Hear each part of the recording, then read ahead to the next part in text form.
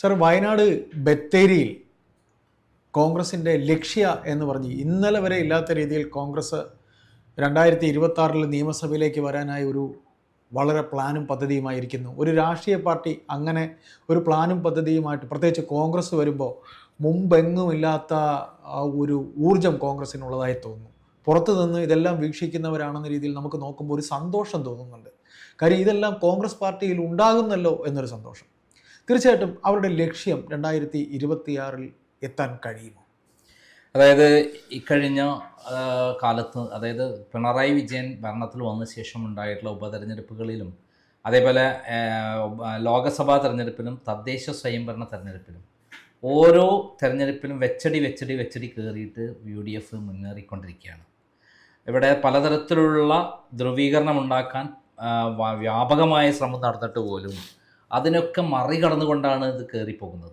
മാത്രമല്ല, ഇത്തവണ 2000 രൂപയാക്കി ക്ഷേമ പെൻഷൻ വർദ്ധിപ്പിച്ചിട്ടും അതൊക്കെ തന്നെ ജനങ്ങൾ തട്ടിമാറ്റി. മാത്രമല്ല, പ്രതിപക്ഷത്തുള്ള MLA രാഹുൽ മാങ്കൂട്ടത്തിനെതിരെ വ്യാപകമായ രൂപത്തിൽ പ്രചരണമുണ്ടായിട്ട് അതൊന്നും ഏറ്റില്ല.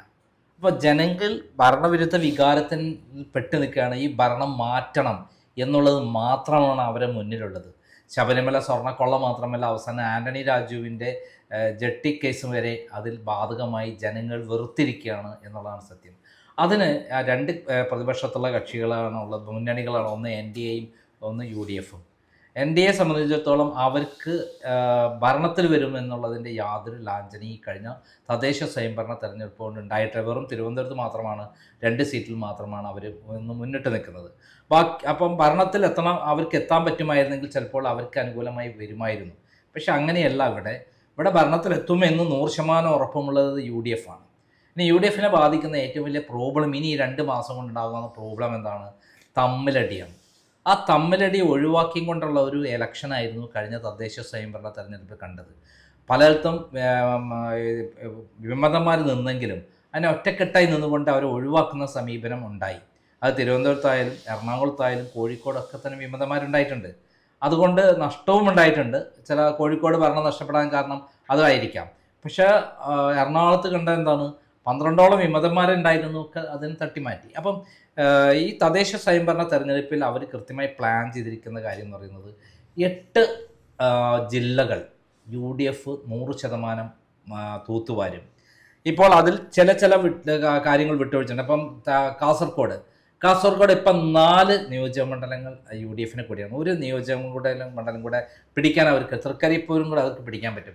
ലോക്സഭാ ഇലക്ഷനിൽ അവിടെ 10,000-ലേറെ വോട്ടിന് രാജ്മോഹൻ ഉണ്ണിത്താനും ഭൂരിപക്ഷം ഉണ്ടായ സ്ഥലമാണ് തൃക്കരിപ്പൂർ. അപ്പം ഈ 5 മണ്ഡലങ്ങൾ പിടിക്കാനുള്ള പ്ലാനും പ്രവർത്തനമാണ് അവർ ഈ ലക്ഷ്യയിൽ കൂടെ പ്രധാന ലക്ഷ്യമാണ് കാസർഗോഡ് ജില്ല.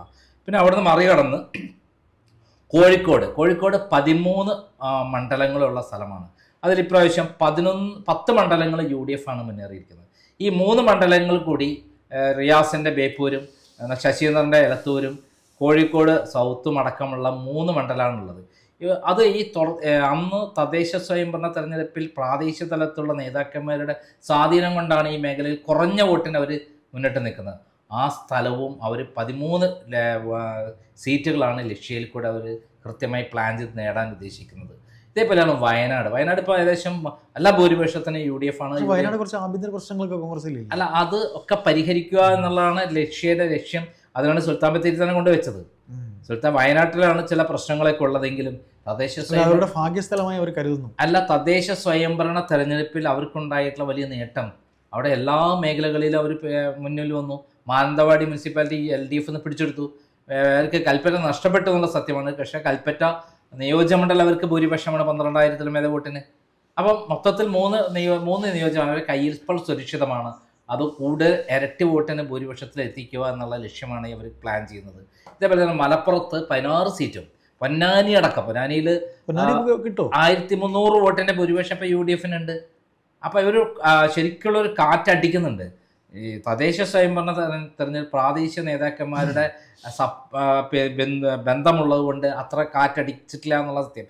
ഈ ശരിക്കുള്ള കൊടുങ്കാറ്റ് നിയമസഭയിൽ ആഞ്ഞു വീശത്തക്കതിയുള്ള പ്രവർത്തനമാണ് അവർ മലപ്പുറം നേതാവുന്നത്. 16 സീറ്റും, കേരളത്തിലെ ഏറ്റവും കൂടുതൽ സീറ്റുള്ള സ്ഥലം മലപ്പുറമാണ്. 16 സീറ്റും അവർ പിടിച്ചെടുക്കുക എന്നുള്ള ലക്ഷ്യമാണുള്ളത്. പിന്നെ അതിൻ്റെ ഇടയിൽ തൃശ്ശൂരും അതേപോലെ തൃശ്ശൂരാണുള്ളത്. തൃശ്ശൂർ LDFന് അവിടെ കുറച്ച് മുന്നിലുള്ള സ്ഥലമാണ് തൃശ്ശൂർ. എന്നാൽ എറണാകുളത്ത് 14 സീറ്റാണുള്ളത്. ഈ 14 സീറ്റും പ്രാവശ്യം UDFന് അനുകൂലമാണ്. എത്ര സീറ്റ് കിട്ടും സാർ? തൃശ്ശൂർ ഇപ്പോഴത്തെ അവസ്ഥയിൽ 6 സീറ്റ് വരെ കിട്ടാനുള്ള എല്ലാ സാധ്യത. അവിടെ 13 സീറ്റാണുള്ളത്. 6 സീറ്റാണുള്ളത്. പക്ഷെ അവിടെ CPM വളർച്ചയുണ്ട്. നേരത്തെ കോൺഗ്രസിന്റെ സ്ഥലമായിരുന്ന സ്ഥലമല്ലേ തൃശ്ശൂർ? അല്ല, തൃശ്ശൂർ അങ്ങോട്ടും എങ്ങോട്ട് ഉള്ളിലേക്ക് ഇറങ്ങി കഴിഞ്ഞാൽ CPM പ്രത്യേകിച്ച് CPIക്ക് ഭയങ്കര സ്വാധീനമുള്ള സ്ഥലമാണ്. ഇപ്രാവശ്യം അത് ഏകദേശം ബാലൻസ് ചെയ്ത് തൃശ്ശൂർ കോർപ്പറേഷൻ പിടിച്ചെടുത്തല്ലേ, ഇരിഞ്ഞാലക്കുട മുനിസിപ്പാലിറ്റി പിടിച്ചെടുത്തല്ലേ, ചാലക്കുടി മുനിസിപ്പാലിറ്റി അവരുടെ കയ്യിലാണ്, വൻ ഭൂരിപക്ഷത്തിന് കയ്യിലാണ്. അപ്പോൾ ഈ പ്രാദേശിക തലത്തിലുള്ള ബന്ധങ്ങൾ അവർക്ക് ശക്തമുള്ള സുരേഷ് ഗോപി ഫാക്ടറി ഏശില്ല. സുരേഷ് ഗോപി കംപ്ലീറ്റ് തകർന്ന് തരിപ്പണമായ ഒരു കാര്യത്തിന് BJP തന്നെ സുരേഷ് ഗോപിയെ തകർക്കണം എന്നുള്ളൊരു പ്ലാനും പ്രവർത്തനവും നടന്നിട്ടുണ്ടെന്നുള്ളത് വേറെ വശമാണ്. സുരേഷ് ഗോപി കഴിഞ്ഞ വർഷം വിജയിച്ച ശേഷം അവിടെയുള്ള നേതാക്കന്മാരൊന്നും ആരും മൈൻഡ് ചെയ്യാറില്ല. സുരേഷ് കൊണ്ടാണ് അവിടെ നേട്ടം ഉണ്ടാക്കിയത് എന്ന് പൊളിക്കണം എന്നുള്ള ഒരു തീരുമാനം ഉണ്ടായിരുന്നു. അതുകൊണ്ട് ഇത്തവണ സുരേഷ് ഗോപി എഫക്റ്റ് ഇല്ല എന്ന് കാണിക്കേണ്ടത് അവരുടെയും കൂടെ ആവശ്യമായിരുന്നു. തൃശ്ശൂർ കോർപ്പറേഷനിൽ 36 വാർഡുകളിൽ BJP മുന്നിരുന്ന സ്ഥലമാണ്. അപ്പോൾ നമ്മൾ അതിലേക്ക് കിടക്കണ്ട.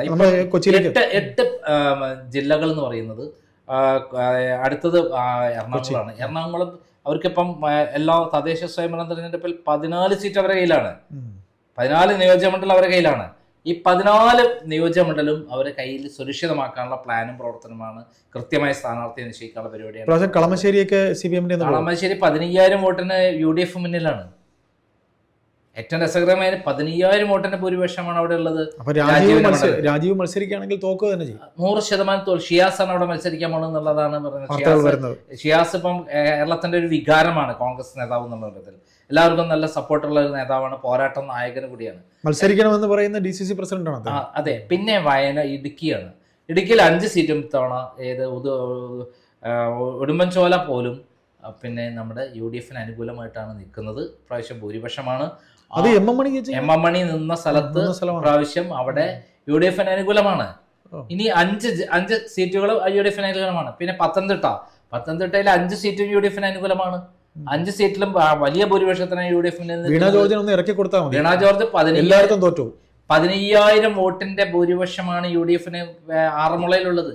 വീണ ജോർജ് അവിടെ നിൽക്കുന്നത്, ബാക്കി എല്ലായിടത്തും ഏറ്റി ഒട്ടു. വീണ ജോർജ് നിൽക്കുന്നത് UDFന് ഒരു സൗഭാഗ്യമാണ്. വീണ ജോർജ് അവിടെ ഉള്ളപ്പോൾ വോട്ട് താനെ എല്ലാ മണ്ഡലങ്ങളിലും CPM അണികൾ തന്നെ വോട്ട് ചെയ്തോളും. CPM അണികൾക്ക് ഇത്രയും വെറുപ്പുള്ള അറപ്പോടെ കാണുന്ന വേറൊരു നേതാവ് CPM-ൽ പിണറായി സെക്കൻഡാണ് ഞാൻ കരുതുന്നത്. അത്രയും അഹങ്കാരമാണ് അവർക്ക്. അവിടെയുള്ള സാധാരണ CPM പ്രവർത്തകരോട് ഒരു മൈൻഡ് ചെയ്യാത്ത അഹങ്കാരവും ഗർവുമാണ് അവിടെയുള്ള നേതാക്കന്മാർ പലരും എന്നോട് പറഞ്ഞിട്ടുണ്ട്. ഇനി അടുത്ത് കിടന്ന കോട്ടയമാണ്. കോട്ടയത്ത് ഇത്തവണ 9 സീറ്റാണ് ഉള്ളത്. 9 സീറ്റുകൾ 6 സീറ്റ് UDFന് അനുകൂലമായിട്ട് നിൽക്കുന്ന ഒരു തെരഞ്ഞെടുപ്പ് ഫലമാണ് ഇപ്രാവശ്യം ഉണ്ടായിട്ടുള്ളത്. അവിടെ ശരിക്കും അവർ പ്ലാൻ ചെയ്ത് എന്താ വെച്ചാൽ 9 സീറ്റും പിടിച്ചെടുക്കാൻ പറ്റും എന്നുള്ളതാണ്. ആ 9 സീറ്റും പിടിച്ചെടുക്കാൻ നിർണായകമായിരുന്നത് പാലായിലെ അവരുടെ പുളിക്കക്കണ്ടം ഗ്രൂപ്പിൻ്റെ ഒരു CPM-ന്ന് രാജിവെച്ച് വന്ന് അവർ സപ്പോർട്ട് ചെയ്ത് ഇപ്പം മേയറായ അവിടുത്തെ ചെയർപേഴ്സണായി മാറിയിരിക്കുക പാല.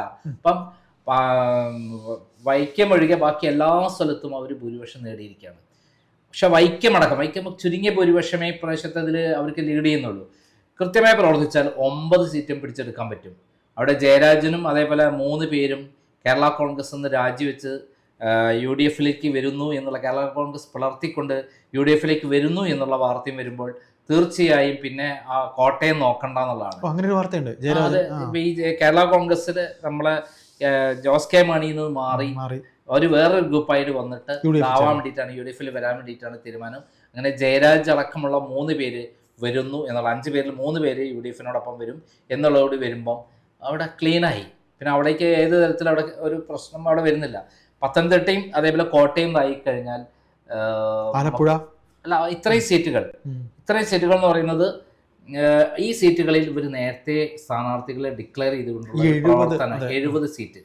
അതായത് പത്തനംതിട്ട 5, കോട്ടയം 9, ഇടുക്കി 5, ഇത്രയും 19 എറണാകുളം 14, 33 പിന്നെ വയനാട് 3, 36 പിന്നെ 16 ഇവിടെ മലപ്പുറം 16 52 52 കോഴിക്കോട് 13 എന്ന് പറഞ്ഞാൽ 65 65 കാസർഗോഡ് 5 എന്ന് പറഞ്ഞാൽ 70 സീറ്റ്. ഇത്രയും ഇടങ്ങളിൽ ഇപ്പൊ തന്നെ പ്രഖ്യാപിക്കുന്ന പറയുന്നത്. അവർ 70 സീറ്റിൽ ഈ യാത്രക്കിടയിൽ കേരള യാത്രക്കിടയിൽ വേദിയിൽ തന്നെ സ്ഥാനാർത്ഥിയെ ഡിക്ലെയർ ചെയ്തുകൊണ്ട് യാത്ര മുന്നോട്ട് പോകാനുള്ള പരിപാടിയാണ് അവർ ചെയ്യുന്നത്. ഈ 70 സീറ്റ് ഫോക്കസ് ചെയ്തുകൊണ്ട് ബാക്കി എത്ര ഉണ്ടാവും? ബാക്കി പിന്നെ 70 സീറ്റാണ്. അതെ, ആ 70 സീറ്റില് അവർ കൊല്ലവും ആലപ്പുഴയും തിരുവനന്തപുരം അല്ല അവർ കണക്കൂട്ടുന്നത് ബാക്കി വി ഡി സതീശന്റെ പ്ലാൻ എന്താണെന്ന് വെച്ചാൽ ബാക്കി 70 സീറ്റിൽ 35 സീറ്റ് കിട്ടിയാൽ മതി. 105 സീറ്റായില്ലേ? തിരുവനന്തപുരത്ത് ഇപ്പോഴത്തെ അവസ്ഥയിൽ ഈസി ആയിട്ട് കിട്ടും. ഇപ്പോഴത്തെ അവസ്ഥയിൽ ഭരണവിരുദ്ധ വികാരം വന്നത് UDF അനുകൂലമാണെന്നുള്ള ആൾക്കാർ അങ്ങോട്ട് വോട്ട് ചെയ്യും. അല്ല, അവിടെ ഒരിക്കലും ഇങ്ങനെ ഈ 3 ജില്ലയിൽ ഇടതുപക്ഷ ഇത് മാറി മറിഞ്ഞു പോകുന്ന മണ്ഡലം. അതെ കൊല്ലത്ത് ഇപ്പൊ 6 മണ്ഡലങ്ങളിൽ UDF ലീഡ് ചെയ്ത് നിൽക്കുകയാണ്. പിന്നെ ആലപ്പുഴയിൽ 5 മണ്ഡലങ്ങളിൽ UDF ലീഡ് ചെയ്ത് നിൽക്കുകയാണ്. അപ്പോ എല്ലാ സ്ഥലത്തും പൗതി കൂട്ടിക്കോളൂ. 70 സീറ്റിൽ പൗതി സീറ്റ് കിട്ടിയാൽ 105 സീറ്റായോ? ഇതാണ് UDFന്റെ കണക്കൂട്ടൽ എന്ന് എന്നോട് അതിലേറ്റവും തലമുതിർന്ന ഏറ്റവും പ്ലാനിങ് നടത്തുന്ന ഒരു നേതാവ് വളരെ വിശദമായിട്ടാണ് എൻ്റെ അടുത്ത് സംസാരിച്ചത്. ഏതായാലും ലക്ഷ്യസ്ഥാനത്ത് തന്നെ എത്തുക. സാറ് കൃത്യമായ കണക്കുകൾ പറഞ്ഞെങ്കിൽ സാറിന് വ്യക്തമായ ഇത് കിട്ടിയിട്ട് തന്നെയാണ് സാർ പറയുന്നത്. അപ്പോൾ ഇത് നമ്മൾ തുടക്കത്തിൽ പറഞ്ഞ പോലെ കോൺഗ്രസ്സിന് അണികൾക്ക് ഒരു ഊർജ്ജം നൽകുന്നതാണ്. മറ്റേത് രാഷ്ട്രീയ പാർട്ടികളും മുന്നേ കോൺഗ്രസ് ചെയ്യുക എന്ന് പറയുമ്പോൾ അത് കൃത്യമായി പറഞ്ഞാൽ കഴിഞ്ഞ ഉപതെരഞ്ഞെടുപ്പുകളിലെല്ലാം തന്നെ നമ്മൾ വി ഡി സതീശന്റെ നേതൃത്വത്തിലുള്ള പ്രവർത്തനമാണ് നടന്നത്. ആ പ്രവർത്തനങ്ങളിലെല്ലാം തന്നെ നേരത്തെ പ്ലാൻ ചെയ്ത് കൃത്യമായി അടുത്തിട്ട് വരെ പ്രവർത്തനം. ഇലക്ഷനിൽ സ്ഥാനാർത്ഥിയെ സെയിം ഡേ തന്നെ ഇലക്ഷൻ പ്രഖ്യാപിക്കുന്ന സെയിം ഡേ തന്നെ പ്രഖ്യാപിച്ചിട്ടുള്ള ഒരു സമീപനമാണ് ഉണ്ടായിട്ടുള്ളത്. അത് ചരിത്രത്തിൽ ആദ്യമായിട്ടാണ് ഉണ്ടായിട്ടുള്ളത്. ഈ 5 വർഷത്തിനുണ്ടായുള്ള മാറ്റമാണ് UDFന് അത് അനുകൂലമാണ്. വി ഡി സതീശന്റെ നേതൃത്വത്തിൽ 100-110 സീറ്റിനിടയിൽ UDF അധികാരത്തിൽ വരുന്നുള്ള ധാരണയാണ് ഈ ലക്ഷ്യയിൽ കൂടെ കൊണ്ടുവരുന്നത് എന്നാണ് ഞാൻ മനസ്സിലാക്കുന്നത്.